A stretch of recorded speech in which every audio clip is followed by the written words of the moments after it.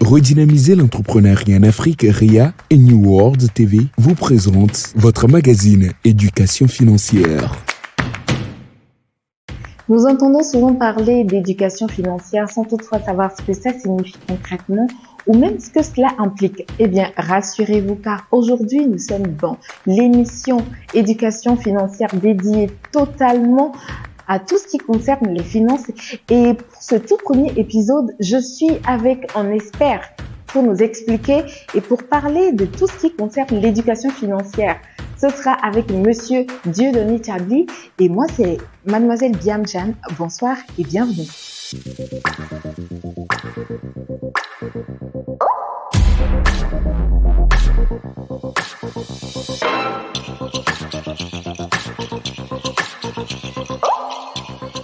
Alors, Monsieur Dieudonné Tchabli, merci beaucoup d'avoir accepté notre invitation. Soyez les bienvenus. Et s'il vous plaît, vous pouvez vous présenter? Merci beaucoup, c'est un plaisir totalement partagé pour nous, de partager un peu la petite expérience que nous avons en la thématique de l'éducation financière et par la même occasion également promulguer certains conseils parce que nous également, nous avons eu à faire des erreurs par le passé et ces erreurs nous ont coûté très cher.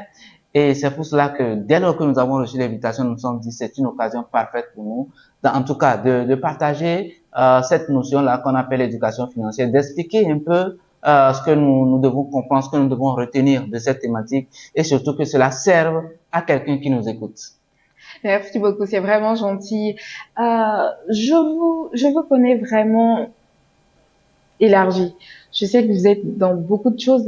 Est-ce que vous pourriez un peu nous dire ce que vous faites globalement? Effectivement, parce que Dieudonné Tchabli, c'est un tout-terrain, on peut le dire comme ça. C'est vrai que je totalise aujourd'hui une quinzaine d'années d'expérience professionnelle. Donc, j'ai mis en place le tout premier espace coworking du Togo, un espace coworking qui accueille donc des jeunes entrepreneurs de partout, surtout de l'Afrique de l'Ouest. Et donc, pendant toutes ces 15 années, j'ai passé le temps à accompagner ces entrepreneurs-là, à les écouter et surtout à les former.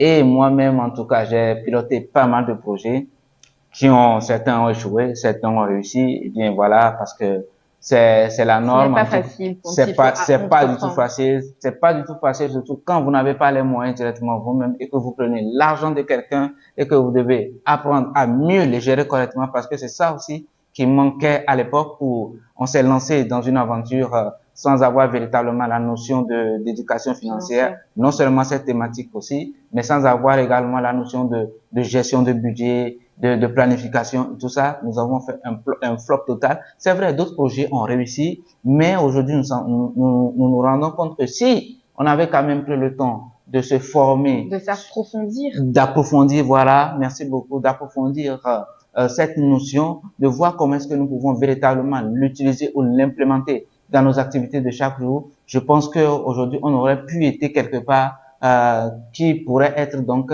bénéfique, n'est-ce pas, à cette jeunesse que nous voulons accompagner. De l'autre côté également, mis à part cette activité qui prend le cœur de mon temps, je suis également auteur. J'ai écrit au moins 9 livres.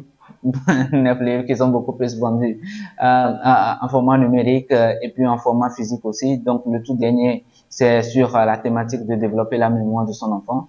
Donc c'est un bouquin qui traite de comment développer la mémoire de son enfant, un bouquin directement dédié aux parents. Et ce n'est pas tout, comme je vous le disais tout à l'heure, je suis également consultant auprès des entreprises et des particuliers, beaucoup plus sur la thématique du marketing digital, mais également sur la notion de renforcement des capacités.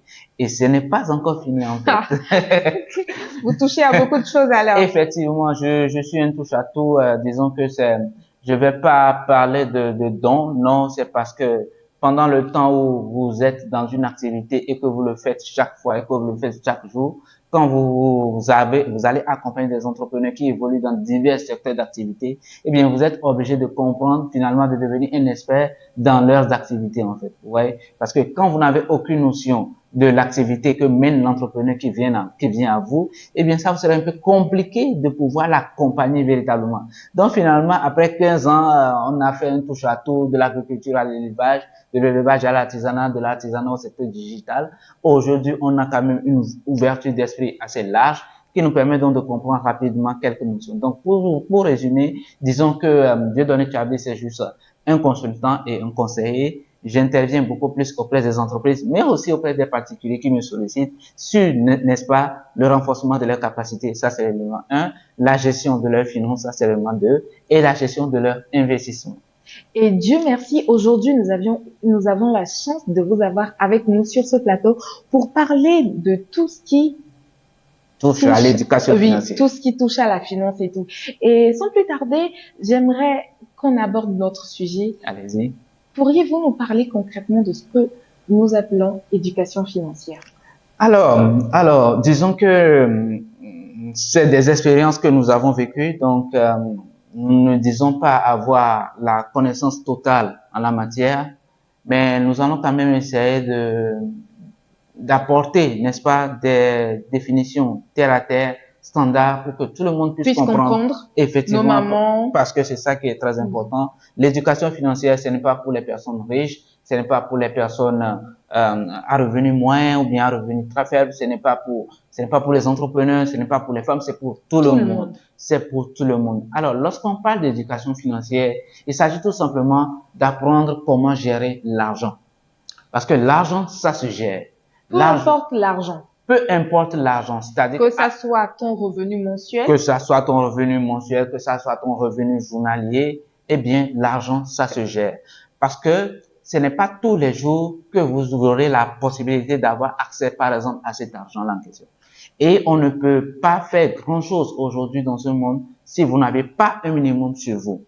Alors qu'il peut arriver certaines fois où vous vous levez sans un rond en poche. Et quand vous n'avez pas un rond en poche, vous ne savez pas ce qui peut vous arriver dans la journée. Vous ne savez pas quels sont les besoins urgents qui peuvent venir. Alors que par le passé, peut-être hier, vous avez eu à avoir beaucoup d'argent et aujourd'hui, vous vous levez avec 0 francs. Et donc, c'est cette éducation financière-là qui nous amène à comprendre comment gérer notre argent. Est-ce qu'il faut tout dépenser aujourd'hui? Est-ce qu'il faut en laisser une partie pour demain? Comment concrètement on peut dire qu'aujourd'hui, l'argent que nous gagnons peut nous permettre donc d'atteindre en tout cas notre bonheur? Parce que c'est ça aussi. Il faudrait que l'argent que nous gagnons puisse nous aider à atteindre notre bonheur, à atteindre notre évolution personnelle et professionnelle. Mais on parle de quel argent? Peu importe la somme. Peu importe la somme, justement. C'est d'où la notion même de l'éducation financière. Parce que l'éducation financière, ce n'est pas parce que vous gagnez 100 000 ou que vous gagnez 1 million. L'éducation financière, c'est justement pour vous aider à mieux gérer votre argent, quelle que soit la somme. Pour que par rapport au niveau où vous êtes, par rapport à vos dépenses, par rapport à votre personnalité, que cet argent-là puisse vous servir. Pour que cet argent-là que vous gagnez puisse vous aider à aller de l'avant dans votre vie. Pour que vous ne vous leviez pas un matin sans un rang en poche et c'est en ce moment que vous vous rendez compte que l'argent que vous avez dépensé hier, vous devez peut-être en garder une partie. Ok, justement, parlons d'argent, ceci m'amène à vous parler de budget. Alors, parce que on ne peut pas parler d'éducation financière et comparer peut-être la personne qui reçoit 100 000 francs par mois à cette personne-là qui reçoit 30 000 ou 35 000 francs par mois. Ce ne sont pas les mêmes choses. On va donc en arriver là et tout de suite vous avez sorti un mot qui est très intéressant, la notion de budget. Eh bien, vous voyez, quand on parle d'éducation financière, on a plusieurs mots techniques entre griffes, nous entendons parler par ici budget et autres et tout, et c'est peut-être, si vous le permettez, l'occasion donc d'expliquer de manière terre à terre ces notions qui pour certains sont des notions. En commençant par ce que c'est que le budget, bien évidemment. Merci beaucoup. Alors, lorsqu'on parle du budget, c'est tout simplement comment vous prévoyez dépenser votre argent pour une activité quelconque.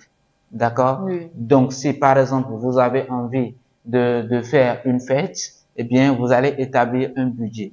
Ce budget-là permettra de savoir qu'est-ce que vous allez acheter, qu'est-ce que vous allez commander, quels sont les acteurs ou bien quelles sont les personnes que vous allez inviter pour que à la fin, votre activité puisse être réalisable. Voilà donc ce que nous appelons un budget. Et donc, le budget se tient pour toute activité. Même si vous voulez construire votre maison, vous devez établir, par exemple, un budget. Même si vous voulez faire un mariage, vous pouvez établir donc un budget. Le budget est une manière pour vous de pouvoir essayer d'avoir de ne pas dépasser les limites. Pas forcément de ne pas dépasser les limites. C'est vrai, le rôle du budget également, c'est de vous aider à rester dans une certaine limite. Parce que si vous n'avez pas cela en tête, il se peut que vous le dépassiez dans la réalisation. Et donc, d'abord, vous faites un budget dans un premier temps pour savoir combien ça va me coûter de réaliser telle activité. Peut-être que vous n'avez pas encore l'argent, mais à partir du moment où vous saviez que pour réaliser telle activité, il vous faudra 100 000 francs, alors là, vous pouvez aller le chercher. Ou à partir du moment où vous savez que pour réaliser cette activité, il me faudra 100 000 francs, alors que je ne gagne pas 100 000, donc vous pouvez revoir tout cela à la baisse. Donc, le budget est un peu comme un tableau de bord pour vous aider, n'est-ce pas, à réaliser votre activité sans vous ruiner, en fait. Ok. On ne peut pas parler de budget sans parler de revenus ni de dépenses. Ce sont des termes, je dirais même, des termes très solides. Absolument. Surtout au niveau du dépense. Vous allez voir que dans toutes les missions ou dans tout ce que nous allons dire, nous utilisons souvent le terme revenu, le terme dépenses, etc., etc. Et donc, c'est très intéressant que vous demandiez à ce qu'on puisse l'expliquer. Et vous allez voir que lorsque nous allons les expliquer, c'est tout simplement ce que nous savions déjà. Lorsque nous parlons de revenus aujourd'hui, les revenus, c'est la somme globale de tout ce que vous gagnez.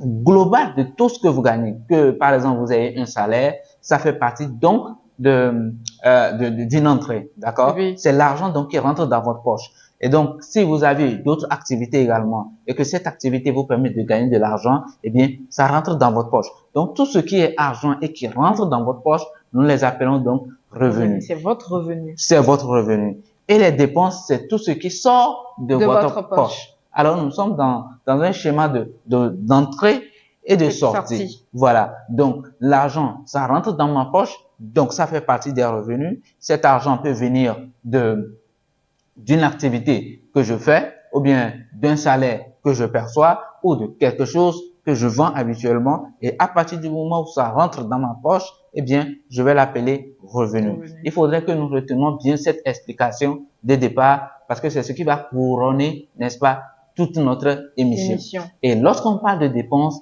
donc c'est l'argent qui sort de votre poche, soit pour acheter un bien, par exemple, soit pour pouvoir, par exemple, soigner une maladie quelconque, ou soit lorsque vous l'utilisez pour donner à quelqu'un.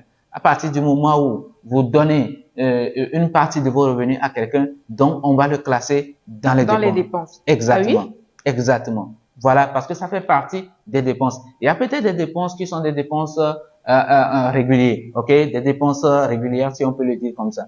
Mais il y a des dépenses. Par exemple, nos factures. Les factures d'électricité, le loyer, par exemple, vos déplacements, vos transports, ce sont des dépenses quotidiennes. Ce sont des dépenses que vous pouvez budgétiser, par exemple, sur 3 mois ou sur 6 mois, parce que vous savez que ces dépenses-là vont arriver coûte que coûte. Oui. Voilà. Par contre, il y a d'autres dépenses qui sont des dépenses sporadiques, c'est-à-dire que ces dépenses-là ne sont pas prévues, mais c'est ça, nous appelons chez nous les imprévus. Voilà, on peut donc dire que ce sont des imprévus en réalité. Vous les avez pas prévus, mais ça arrive. Et quand ça arrive, vous devez exécuter cette activité. Et donc, vous devez dépenser de l'argent. Et comment donc arriver à gérer ces dépenses-là en question dès lors qu'on ne sait pas quand est-ce qu'elles vont arriver? Oui. Puisque vous avez utilisé un terme tout à l'heure, vous avez dit imprévu. Les imprévus, c'est ce qu'on ne peut pas prévoir. Alors, comment faire pour qu'au moment où cette dépense surgit, que nos revenus que nous avons dans la poche puissent permettre quand même de pouvoir gérer cette dépense? C'est ça toutes les quintessences même de la notion d'éducation financière. Ok. Est-ce que quelqu'un qui arrive à dépenser sans compter, je dirais, peut arriver à épargner? Alors, vous avez dit quelque chose qui est très, très, très intéressant, mais d'abord, il va falloir qu'on explique la notion d'épargne. Parce que l'épargne, en fait, c'est quoi? L'épargne, c'est l'argent que vous mettez de côté. D'accord? Vous avez l'argent qui rentre dans votre poche. Vous savez que cet argent-là sera utilisé pour des dépenses. Mais comme il y a des imprévus, vous mettez donc de l'argent de côté. Et cet argent mis de côté, c'est ce que nous appelons donc votre épargne. Donc l'épargne, c'est justement la partie de vos revenus là que vous mettez quelque part, soit en banque, soit dans une caisse à la maison, soit dans une institution financière, n'importe où vous la mettez, dans l'optique de pouvoir l'utiliser quand il y a un imprévu qui peut arriver. Mais en réalité, ce n'est pas que pour les imprévus. Vous pouvez également épargner pour atteindre un objectif précis. Genre, vous avez envie, par exemple, d'acheter une moto.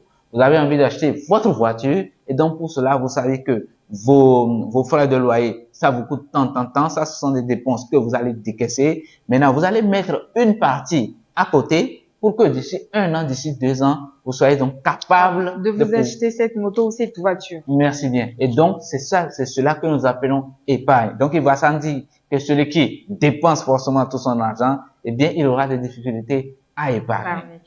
Il y a aussi un mot très lourd, le crédit. C'est un mot vraiment très important. Un mot des fois qui fait titiller, ou même qui fait battre le cœur. C'est vrai qu'on en parle. Effectivement, lorsqu'on entend parler du crédit, on se pose beaucoup de questions parce que le crédit rime souvent avec son frère qui est la dette. Bien, voilà. Raison pour laquelle je disais que ce mot fait battre le cœur. Ce mot fait absolument battre le cœur. Parce que le crédit, ce sont des mécanismes. C'est un mécanisme qui est mis en place par des institutions pour pouvoir vous donner de l'argent pour que vous puissiez l'utiliser pour atteindre un objectif précis. Oui. Parce qu'en ce moment, vous n'aviez pas l'argent nécessaire pour réaliser cette activité. Ok. Ce qui voudrait dire que si je perçois un crédit, c'est parce que j'ai envie de réaliser quelque chose de concret. Pas pour des futilités. Excusez-moi le terme. Alors, tout dépend de ce que vous mettez dans futilité et ça, nous allons en parler profondément dans toute cette émission parce que la notion de futilité, elle est très large. Ce que vous estimez comme futilité n'est pas forcément ce que moi j'estime comme futilité. Parce que vos futilités peuvent être à moi les moyens pour moi de gagner de l'argent. Et donc, c'est une notion assez large qu'on va essayer de décortiquer de fond en comble. Mais déjà, ce qu'il faut noter, c'est que le crédit, comme je le disais tout à l'heure, c'est un mécanisme donc qui est mis en place par des institutions. Et là, il faut le préciser, c'est un mécanisme qui est mis en place par des institutions, autrement dit, par peut-être les banques, les microfinances, pour pouvoir venir à notre secours à un moment où nous avons besoin de l'argent pour réaliser une activité. Peut-être pour une urgence donnée, ou peut-être parce que la somme de nos revenus ne nous permet pas aujourd'hui de pouvoir acquérir ce bien que nous voulons. Oui. Exemple, j'ai envie de construire une maison. La maison coûte 20 millions. Or, mes revenus aujourd'hui sont de 100 000.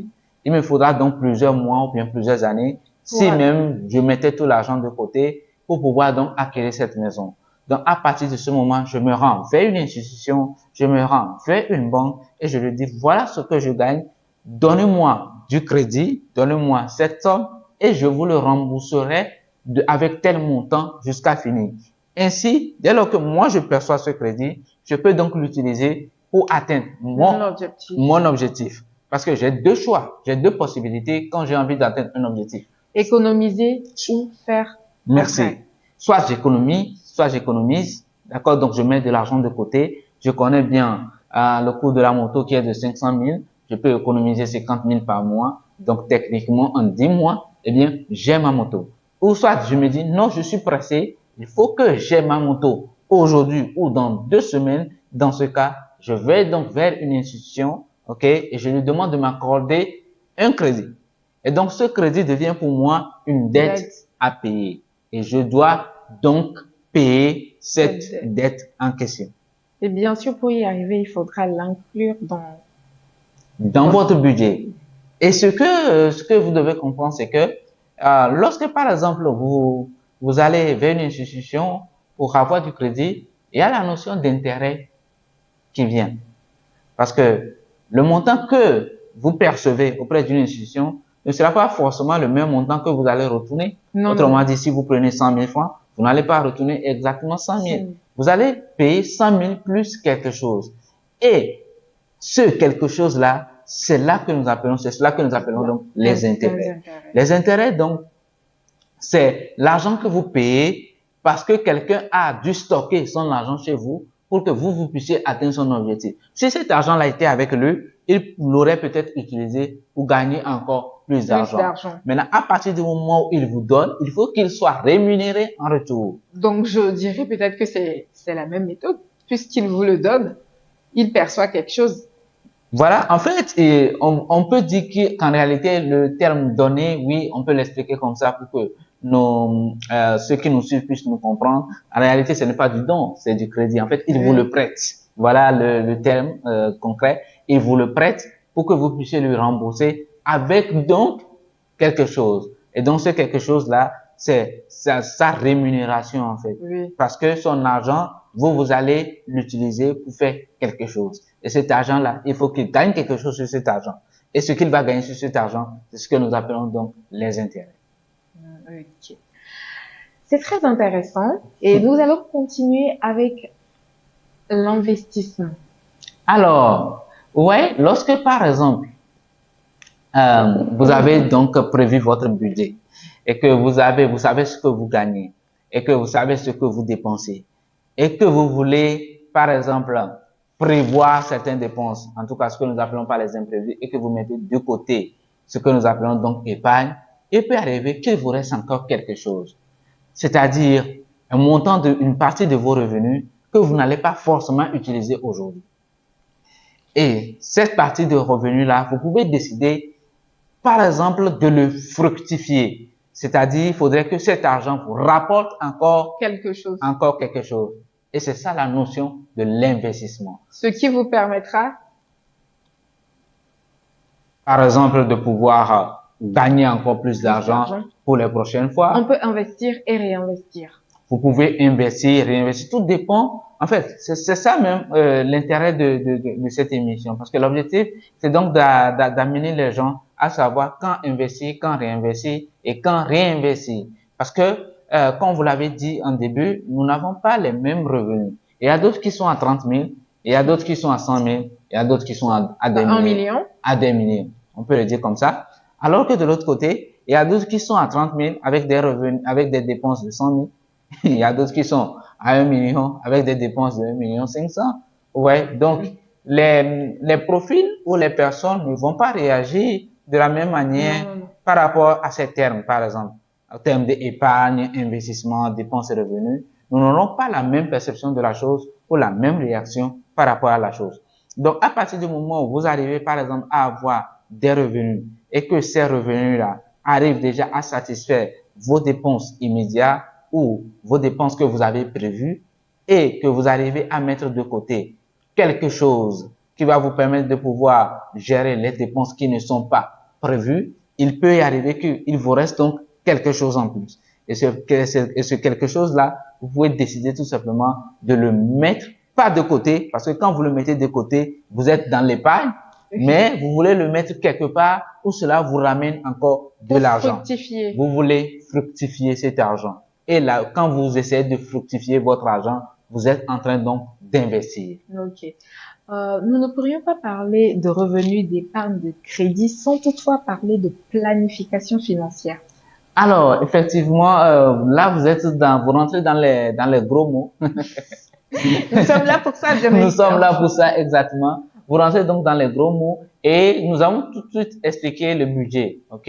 Et lorsque nous parlons de planification financière, il s'agit tout simplement de planifier, ok? Comment est-ce que vous souhaitez gérer, en tout cas utiliser votre argent sur peut-être une durée donnée. Oui, parce que va pas falloir se lever sur un coup de tête. Pour faire une dépense, par exemple. Toutes ces dépenses-là doivent être... Je pense plutôt que c'est ce qui nous épuise. Oui, effectivement, vous avez entièrement raison, parce que on est épuisé, ok?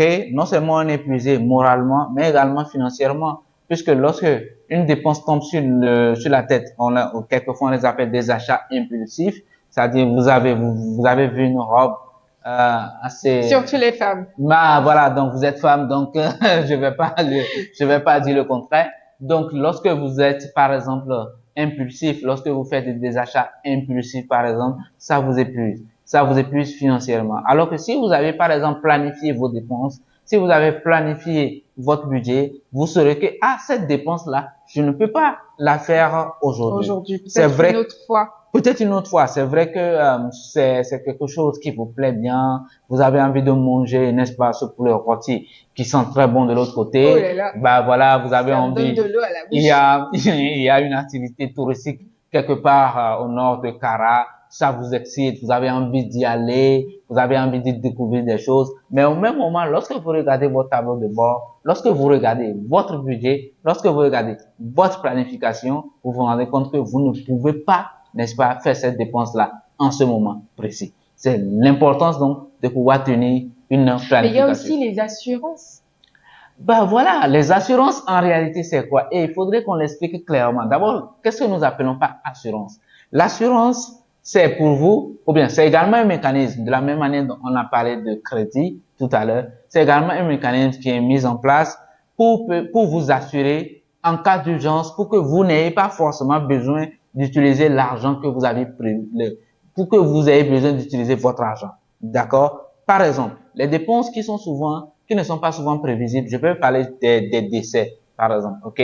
Ou des dommages que peut subir votre voiture en temps, ou peut-être votre corps également peut subir des dommages. On parle donc de votre état de santé, oui. On parle donc de maladie et tout ce qui va avec. Et donc, pour pouvoir vous permettre, parce que lorsque ces dépenses arrivent, en réalité, surtout que la maladie ne prévient pas. La maladie, ça ne prévient pas. Et pire des cas, vous ne pouvez pas prévoir la somme véritablement à dépenser.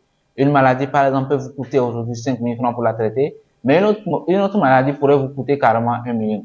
Donc, à partir du moment où les dépenses qui ne sont pas prévues, vous pouvez pas les quantifier, vous pouvez pas savoir jusqu'à quelle hauteur, en fait, d'épargne vous devez mettre de côté pour pouvoir les gérer si jamais il advenait. À partir de ce moment, vous souscrivez à une assurance. Et cette assurance-là vous donne, donc, comme on l'a dit, une assurance. Donc, vous êtes rassuré qu'en cas de besoin, en cas de dépenses imprévues, vous pouvez avoir de l'argent quelque part pour gérer cette dépense-là. Et donc, ça vous évite de ne pas toucher l'épargne ou bien votre économie que vous réalisez de côté pour pouvoir acheter une moto. Parce que ce qui risque de se passer, c'est que vous avez envie d'acheter une moto. Vous économisez 50 000 par mois. Et normalement, en 10 mois, vous aurez par exemple 500 000. C'est suffisant donc pour acheter votre moto. On est d'accord. Oui. Mais voilà qu'au 8e mois, vous tombez malade. Ou voilà qu'au 8e mois, vous avez un décès au sein de votre famille.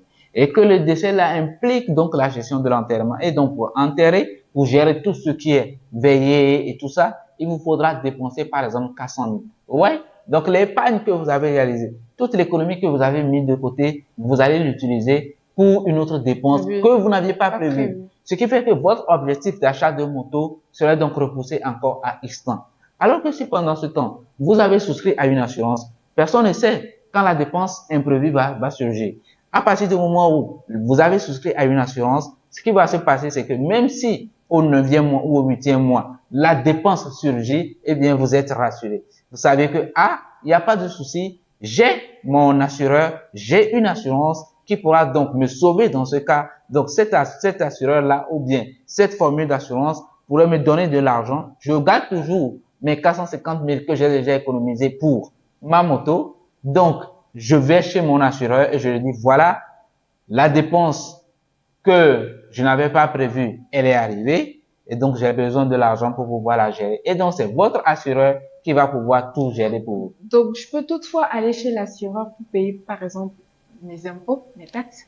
Non, voilà, justement, merci véritablement pour cette excellente question. Parce que les impôts et les taxes, c'est de l'argent que nous payons pour aider, n'est-ce pas, les autorités, le gouvernement, pour aider donc l'État à pouvoir prendre en charge les dépenses de l'État, du pays. Vous voyez par exemple, quand vous allez, les administrations, ils doivent fonctionner. La mairie, ça doit fonctionner. Les hôpitaux publics. Merci, les hôpitaux publics. Tout ça là doit fonctionner. Et il y a un certain nombre de choses lorsque, par exemple, les routes doivent être tracées et les routes, elles doivent être entretenues. L'État va trouver donc de l'argent pour faire ça. Les taxes et les impôts sont donc une petite partie qui est demandée à chaque personne qui a un revenu quelconque de mettre dans la caisse de l'État pour que l'État puisse avoir suffisamment de moyens pour gérer toutes ces dépenses-là, afin que nous puissions avoir une vie plus ou moins agréable. Imaginez si vous sortez, vous avez acheté votre voiture et que vous sortiez et que la route n'est pas bien tracée. Ce qui va se passer, c'est que chaque mois, vous allez remplacer votre pneu. Ce qui va vous causer encore plus de dégâts cela va faire que vous ne réaliserez pas assez d'économies. Alors que si tout le monde payait son impôt et que effectivement tout le monde contribue et que les routes sont correctement tracées et que les routes sont construites, ce qui va se passer, c'est que vous allez acheter votre voiture, mais votre voiture fera 5 ans.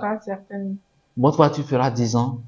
Vous n'allez pas changer de pneu parce que effectivement l'état des routes est correct. Et donc ça ne vous engendre pas des dépenses. Donc lorsque nous payons nos impôts, lorsque nous payons les taxes, en réalité, c'est une manière pour nous de pouvoir encore augmenter notre pouvoir d'achat. Parce que l'État va s'assurer de pouvoir gérer certaines charges que normalement nous devons prendre en charge. Et ça, c'est ce que nous appelons donc l'effet de groupe.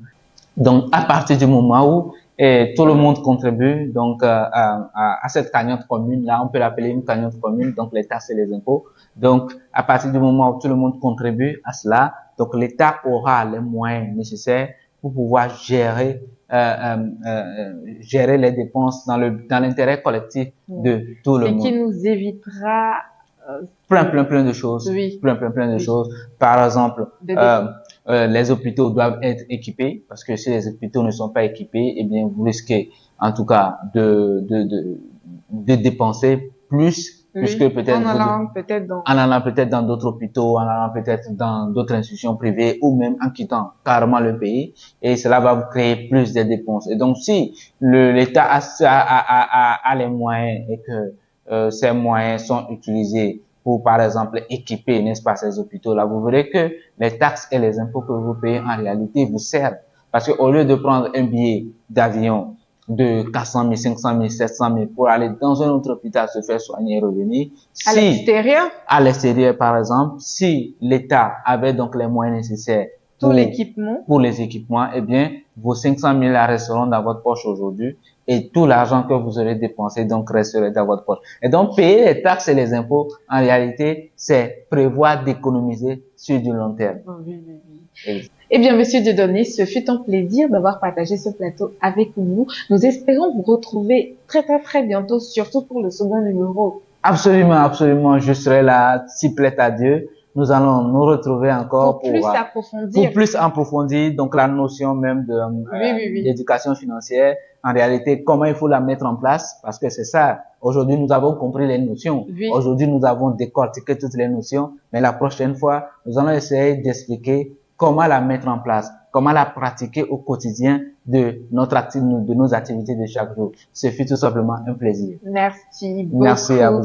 Eh bien, chers téléspectateurs, nous vous remercions de nous avoir suivis. On se retrouve très bientôt et surtout, ne ratez pas le prochain numéro.